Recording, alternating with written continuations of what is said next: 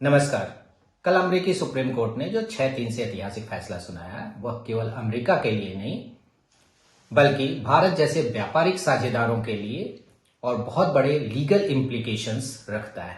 अदालत ने साफ तौर पर कहा है कि प्रेसिडेंट ट्रंप ने international emergency economic power act का गलत इस्तेमाल किया है।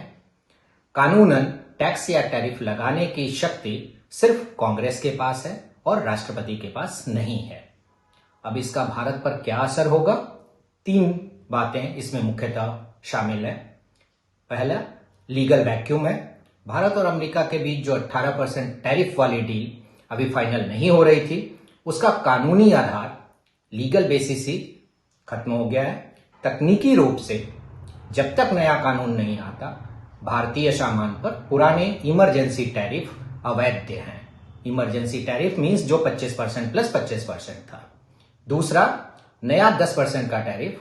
हालांकि प्रेसिडेंट ट्रंप ने सेक्शन 122 ट्रेड एक्ट ऑफ 1974 के अंतर्गत 10% का ग्लोबल टैरिफ लगा दिया है, लेकिन इसकी मियाद 150 दिनों की है। यानी अब भारत को 18% की जगह सिर्फ 10% का टैरिफ देना पड़ सकता है, जो हमारे एक्सपोर्टर्स के लिए शॉर्ट टर्म की राहत की बात है। तीसरा इंप्लीकेशंस, भारत के पास अभी अपर हैंड है। भारत सरकार अभी बातचीत के मेज पर ज्यादा ताकतवर है। जो रियायत हमने 25% टैरिफ के डर से दिया था, अब उन पर दोबारा मोल भाव किया जा सकता है, क्योंकि अमेरिकी राष्ट्रपति की टैरिफ लगाने की शक्तियों पर उनकी अपनी ही सुप्रीम कोर्ट ने लगाम लगा दिया है। संक्षेप में कहें तो डील अब एक लीगल लिम्बो में है। ट्रंप कह रहे हैं कि ये इस ऑर्डर से कोई चेंज नहीं होगा, लेकिन गेम पूरी तरह से बदल चुका है। भारत सरकार इस समय मजबूत स्थिति में है। कानूनन और कूटनीतिक तर्क पर 3 तरह से डील कर सकती है भारत।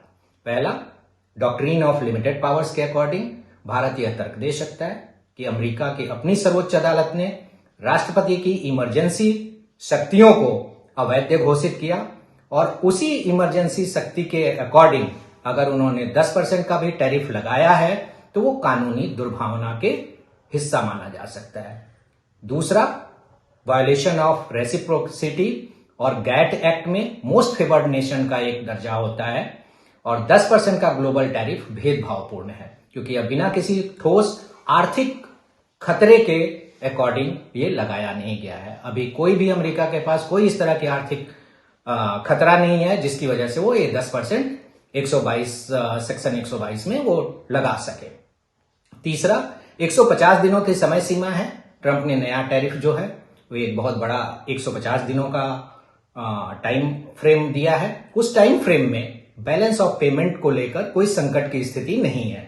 इसकी वजह से वो 10% का या 150 दिन का जो ये टाइम पीरियड है वो भी भारत कानूनन इसको यूएस चैंबर्स ऑफ कॉमर्स के साथ मिलकर दबाव बना सकता है हटाने के लिए।